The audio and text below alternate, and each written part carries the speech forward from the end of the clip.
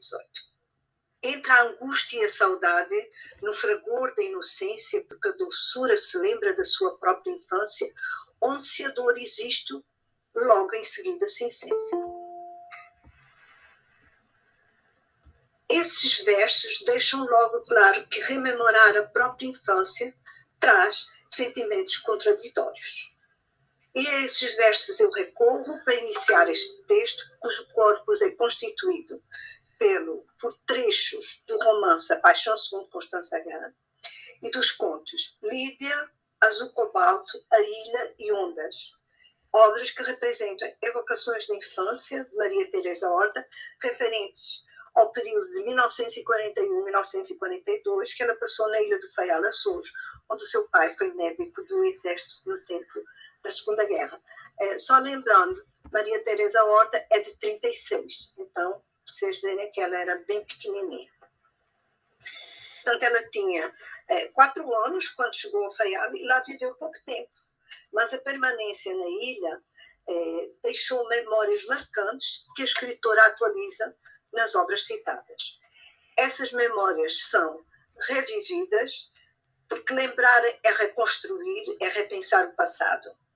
São memórias selecionadas e constituem o acervo pessoal em que o lugar, a família e os acontecimentos são rememorados pela escrita ficcional.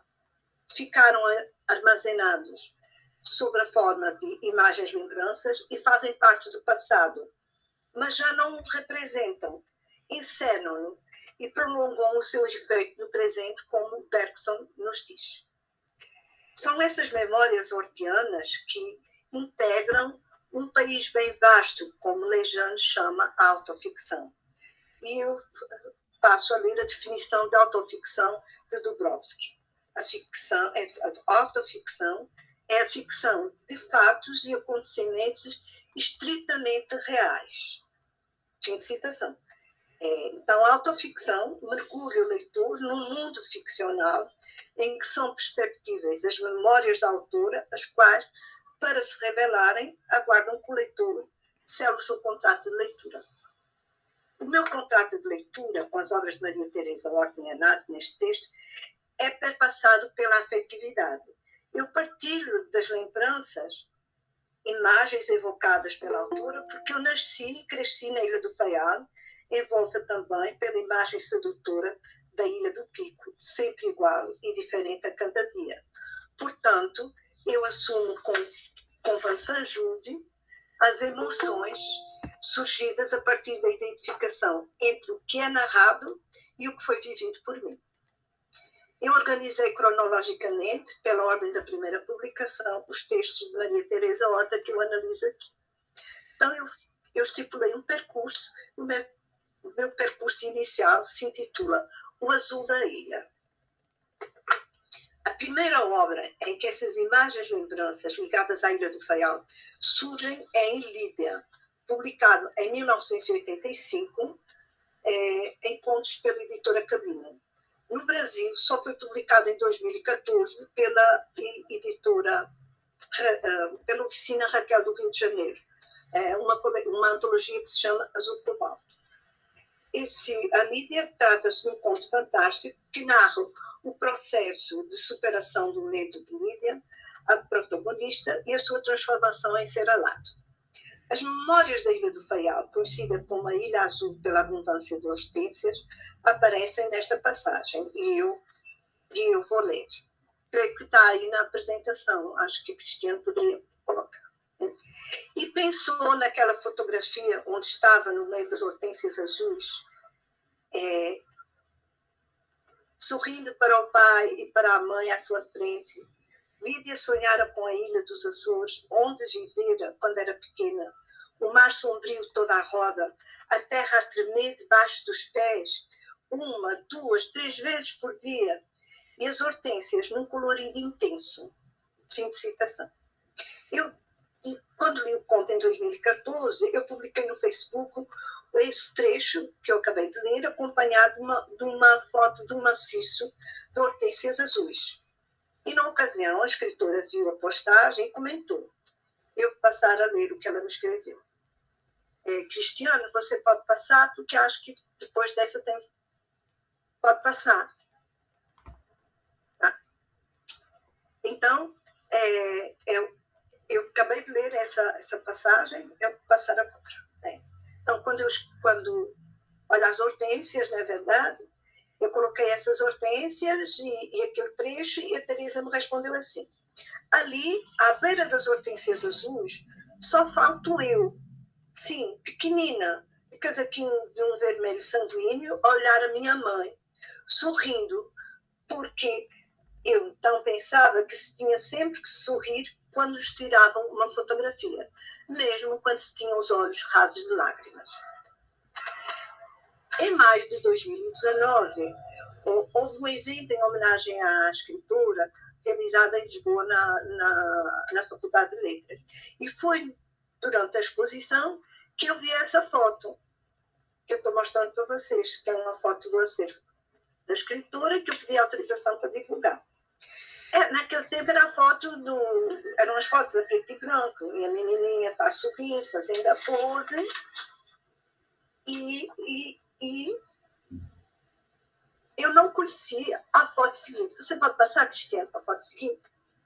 Em novembro de 2021, eu estive em Lisboa, e aí eu estive com a Teresa, e ela me mostrou essa foto. É uma foto colorida à mão, pintada à mão do fotógrafo lá do Faial. E lá está, como ela descreve, o azul das hortênsias, o casaquinho, na verdade.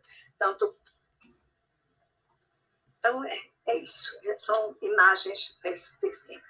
O azul intenso das hortênsias espalha-se por toda a ilha. Pode voltar, Cristiano, não avante. Pronto, vamos deixar aqui, que eu vou fechar. Então, o azul intenso das hortênsias espalha-se por toda a ilha, eu estou citando Teresa, estradas e estradas inundadas de hortênsias. Fim de citação. E ficou gravado na memória da escritora, que se serve desse acervo pessoal para a escrita ficcional, ou melhor, para a escrita autoficcional. A narradora elabora essas lembranças para dar conta de detalhes, como na passagem em que nos revelam a cor dos olhos da mãe de Lídia. Azuis, da cor das hortênsias da ilha. Estou citando. Olhos como os da mãe da escritora, de um azul inconfundível. Vou continuar o meu percurso, e aí eu vou para as brumas de devaneio. Cristiano, pode mudar agora. Se em Lídia são poucas as referências à Ilha do Faial, é Paixão, segundo Constância H., é um romance de 94, há diversas passagens em que as memórias da ilha comparecem e vão compor a biografia de Constância, protagonista da obra. A narradora heterodiegética vai apresentando de forma fragmentária detalhes da vida de Constância, que nasceu na Horta, Ilha do Faial, cidade onde também nasceu uma das irmãs de Teresa. E uma das idas ao Faial, eu fui pesquisar no jornal O Telégrafo, era um jornal publicado lá no Faial, e encontrei na crônica diária do dia 1º de abril de 42 a notícia do nascimento da irmã. Dava conta que nasceu no Hospital Walter Bem Saúde a uma menina que dizia o nome dos pais. A lembrança desse nascimento é ficcionalizada pela autora que, assumindo o papel de narradora, se coloca dentro do livro e em algumas passagens reflete a sua presença de forma especular, como podemos ver nesse trecho.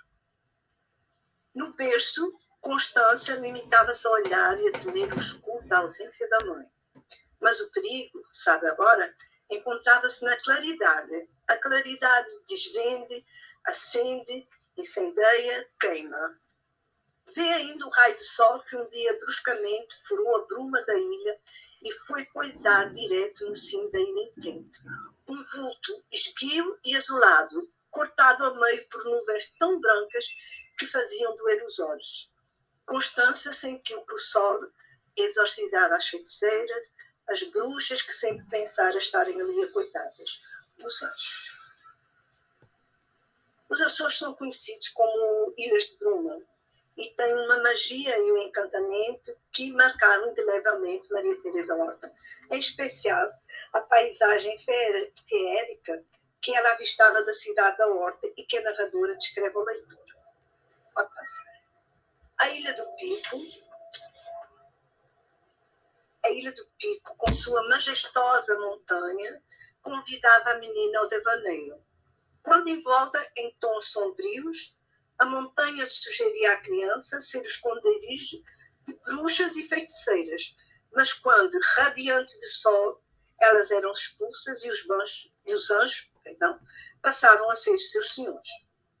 Destacamos outra passagem do romance em que Constância, vítima da louca paixão por Henrique, seu marido, está internada num hospital psiquiátrico por ter matado Adele, com quem mantinha uma relação homoafetiva que espelhava o adultério cometido e confessado pelo marido. A paixão e os ciúmes conduziram-na à vingança e, encarcerada pelo marido sob a alegação de loucura, é submetida à violência dos tratamentos que a medicina impõe aos loucos. Vamos deixar as piadas, né? A lembrança da Ilha do Pico, então, o espaço do sonho, pois lá habitariam bruxas e fadas. Você pode passar. Raramente isso acontecia, mas às vezes vomitava sobre os cobertores. Então injetavam-no.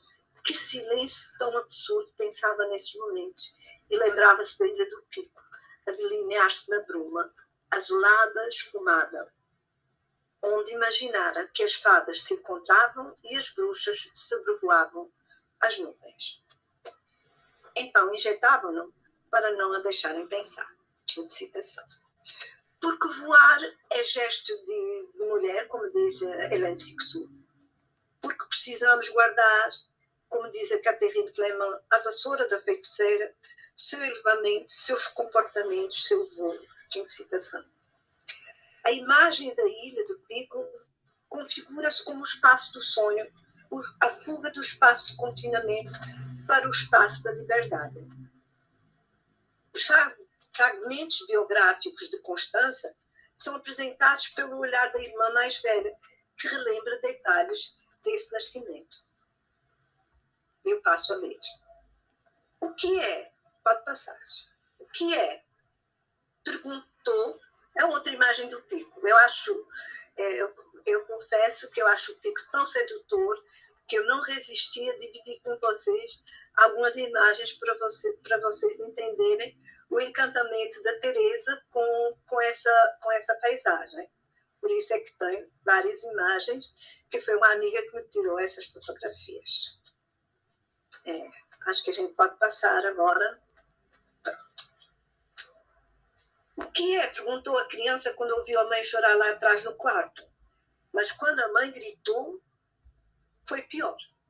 Depois viu-a sair com o pai para o hospital. Escutou-o bater da porta, empurrou a cadeira pequena de palhinha entrançada para junto da janela de vidros quadrados que dava para a rua estreita e tentou encontrar a silhueta da mãe, curvada, amparada pelo pai, a meio daquela noite que se abria já para a bruma clara da manhã. Ouviu atrás de si o ruído fraco das chávenas penduradas no armário de vidrinhos a chocarem umas com as outras e sentiu o chão a fugir ligeiramente debaixo dos pés. Maria Teresa Horta teria 5 anos quando a irmã nasceu, mas guardou essas lembranças desses acontecimentos marcantes que antecederam esse nascimento, pois, como afirma Bergson, e eu cito Bergson, a imensa maioria das nossas lembranças tem por objeto os acontecimentos e detalhes da nossa vida cuja essência é ter uma data e, consequentemente, não se reproduzir jamais. Fim de citação. Os gritos da mãe, a saída de casa e a sua ida para o hospital são narrados pela ótica infantil, que registrou detalhes de um episódio familiar significativo ocorrido na primavera de 42, em que até tremores de terra, sismos, são registrados pelo tilintar das xícaras penduradas no louceiro. E o Pico, eu cito, ilha sempre coberto pelas nuvens, que uma vez por outra lhe destapavam o sino descendo em torno do seu dorso como se fossem anéis. Fim de citação. Mais uma vez, surge na narrativa. Enquanto viveu na Horta, Maria Teresa Horta avistava das janelas da casa onde morava essa ilha fabulosa que, consoante o tempo, vai mudando ao longo dos dias, apresentando-se de forma sedutora e misteriosa, o que provocava o imaginário infantil da escritora, criança sensível e inteligente. Dessas imagens guardadas na memória, pode-se dizer, eu vou citar Bergson, certamente são imagens de sonho, certamente costumam aparecer e desaparecer independentemente da nossa vontade. E é justamente por isso que somos obrigados, para saber realmente uma coisa, para tê-la à nossa disposição, a aprendê-la de cor, ou seja, a substituir a imagem espontânea por um mecanismo motor capaz de supri-la. Fim de citação. Pode passar, que eu acho que tem mais imagens.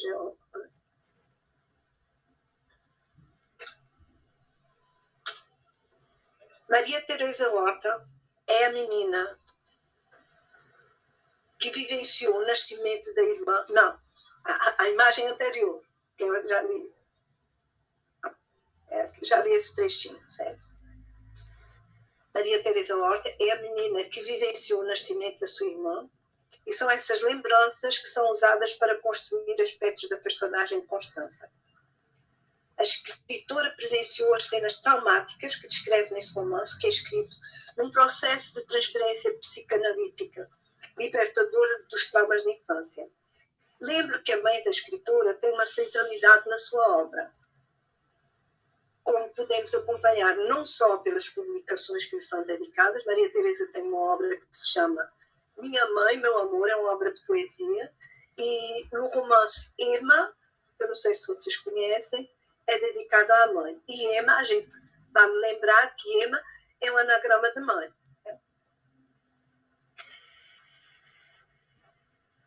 E além dessas duas obras que eu falei, a presença da mãe está em outros contos e também nesse romance, né? Além disso, esse romance, com Paixão segundo a Constança H, é dedicado a Maria José de Vidigal, que foi psicanalista de Maria Teresa Horta durante muito tempo. E provavelmente as imagens da infância terão sido reconstruídas durante o processo de psicanálise e constituem um acervo pessoal que, fora na composição de personagem, é um procedimento catártico de rememoração que transparece nessa autoficção especular de Maria Teresa Horta.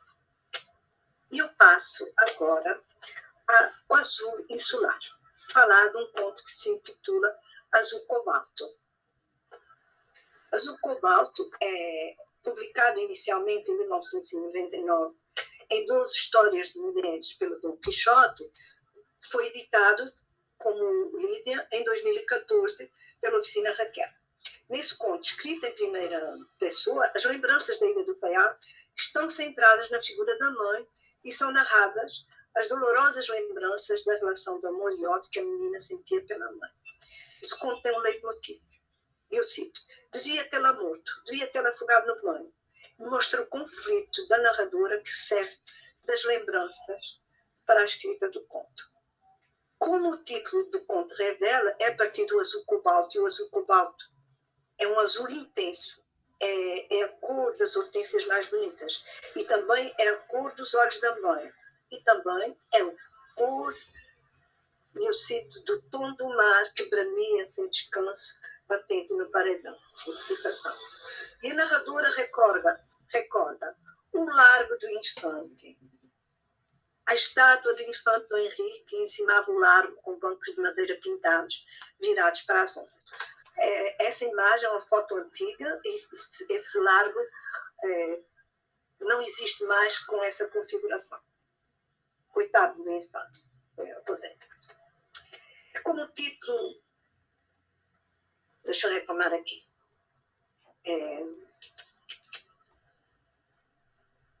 Ela também relembra nesse conto que a mãe detestava a ilha, parecendo é um animal selvagem em cativeiro. São palavras dela. Com um olhar, eu retomo as palavras da Teresa, um olhar cruel, cada vez mais enlouquecido, agressivo, que só se acalmou no dia em que a mãe e a filha tomaram um hidroavião de volta a Lisboa. Pode passar, Cristiano. Isso é o largo, os bancos, né? Esse largo que vai aparecer no outro conto, pode passar, Cristiano. Então, a mãe detestava a ilha, parecia um animal selvagem que deve ver com um olhar cada vez mais enlouquecido, agressivo, que só se acalmou no dia que ela tomou o hidroavião. Esse é o tempo, se lembra que é anos 40, comecinho, é o tempo que as ligações América e Europa eram feitas por hidroavião. E dado a localização privilegiada da Ilha do Faial, eles pousavam ali, amarizavam, era no mar, e ali se abasteciam e pegavam passageiros para Lisboa. Então vou retomar aqui a leitura. A Horta é uma pequena cidade, como vocês estão a ver lá no fundo. Hoje em dia é um pouquinho maior, mas não muito. É uma cidade que tem cerca de 8.000 habitantes, para vocês verem, uma cidade pequenininha. Mas tem uma paisagem única. Porém, os dias sombrios, em que não se avista o pico, também são frequentes, o que intensifica a sensação de isolamento insular. Provavelmente, essas variações climáticas e uma possível depressão pós-parto contribuíram para que a mãe se sentisse confinada e detestasse a ilha. Sair da ilha era, então, abandonar o confinamento imposto pelos limites territoriais e aliar-se da família, que era o seu único acidente real. E a porta de saída mais rápida eram os hidroaviões que faziam as ligações entre a Europa e a América e que escalavam o Porto da Europa. Então, sair da ilha era, então, ir para Lisboa, cidade glamourosa dos encontros com as amigas e com os homens que idolatravam a mãe da Teresa. É uma mulher excepcionalmente bonita. Então, o Faial para ela era um percurso. Em relação a essa ida da Teresa com a mãe para o continente português, eu também encontrei no Jornal do Telégrafo a notícia. É uma notícia de 16 de setembro de 42, que noticiava que Carlota Mascarenhas Horta, que é a mãe da Teresa, embarcou com a filha no hidroavião Atlantic Clipper.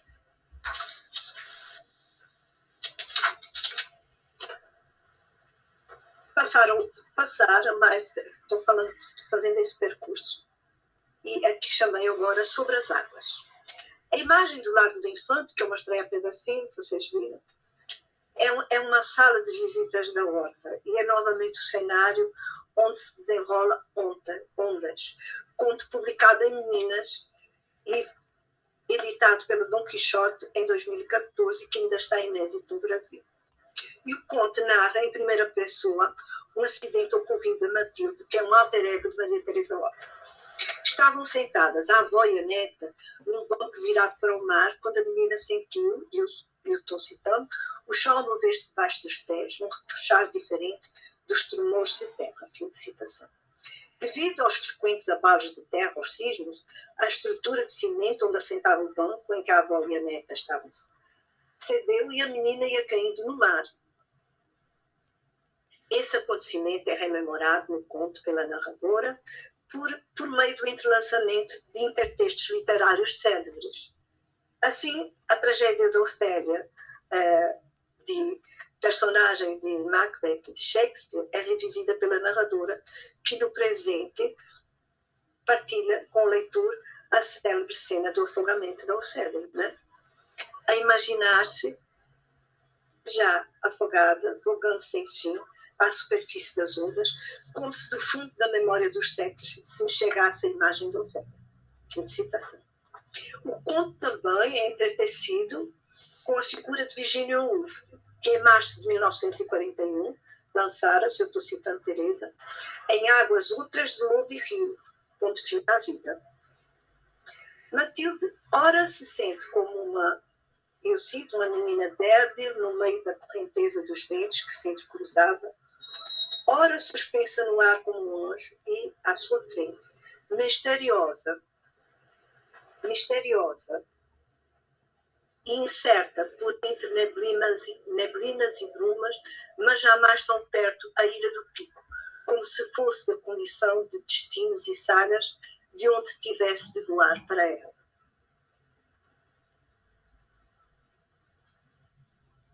Essa paradoxal situação em que a menina de 5 anos, solitários e inventivos, estou citando a Teresa Horta, viveu, é ficcionalizada pela narradora, constituindo o subsolo literário de onde emerge a escrita autoficcional especular, onde Maria Teresa Horta reflete a sua presença por meio de Matilde, a narradora. Então, fechando esse ciclo de narrativas, eu falo da procissão. São memórias da infância que estão presentes num conto chamado A Ilha.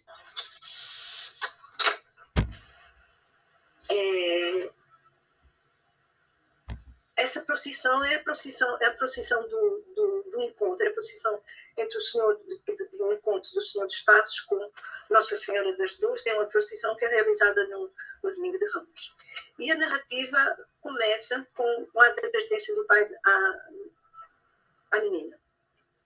Ficas quieta à varanda com a tua avó, a ver passar a procissão, sem desassossegos. O conto é dividido em 3 partes, então cada uma das partes é iniciada com esse leitmotiv. Segunda parte, ficas quieta à varanda com a tua avó, a ver passar a procissão, sem armar confusões. Terceira parte, ficas quieta à varanda com a tua avó, a ver passar a procissão sem arrebatamentos. A menina é a figura central e é pelos olhos da criança que a sua família nos é dada a conhecer. Primeiro, a mãe, essa personagem tão cara a Teresa Horta, que já lhe dedicou obras, já falei aqui da mãe da Teresa, né?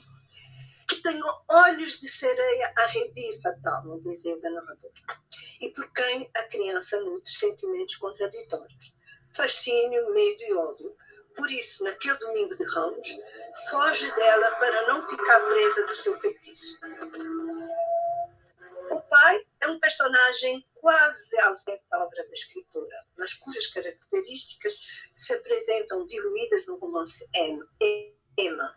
Ele é médico do exército e é entrevisto no seu escritório que, eu cito, cheira a cadernos e a livros, a tinta do tinteiro e da caneta com que escrevia as receitas e outros papéis. Fim de citação. A avó paterna, Camila Horta, sufragista, figura muito cara à Maria Teresa, que comparece em alguns dos seus escritos. E neste conto, a presença dela se dá pelos cheiros e pelos barulhos que vêm da cozinha, onde ela prepara a ambrosia, esse manjar dos deuses, cujo cheiro a narradora diz que fazia crescer água na boca da menina.